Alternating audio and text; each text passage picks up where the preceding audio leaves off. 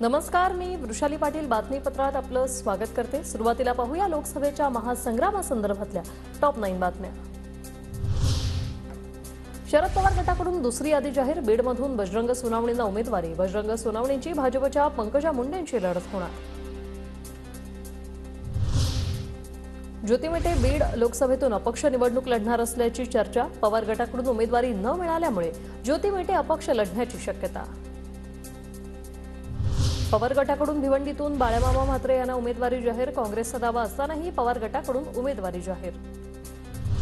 भाजप आमदार राणा जगजितसिंहांच्या पत्नी अर्चना पाटील यांचा राष्ट्रवादीत प्रवेश।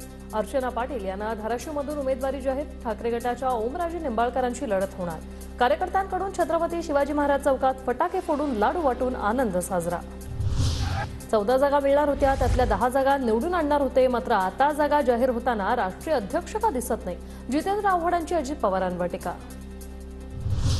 साताऱ्यातून निवडणूक लढवणारच, मैत्रीपूर्ण लढत होईल, उदयनराजेंचं वक्तव्य। तर शरद पवार वडीलधारे त्यांच्यावर टीका करणार नाही, अशी प्रतिक्रिया।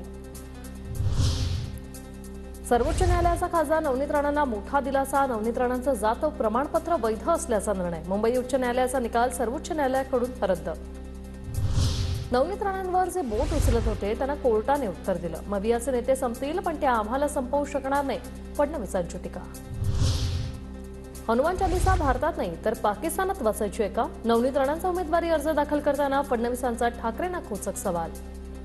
या महाविकास आघाडीला आणि उद्धव ठाकरेला मला विचारायचं आहे, उद्धव ठाकरेजी सांगा, हनुमान चालीसा भारतात म्हणायची नाही तर काय पाकिस्तानामध्ये जाऊन म्हणायची?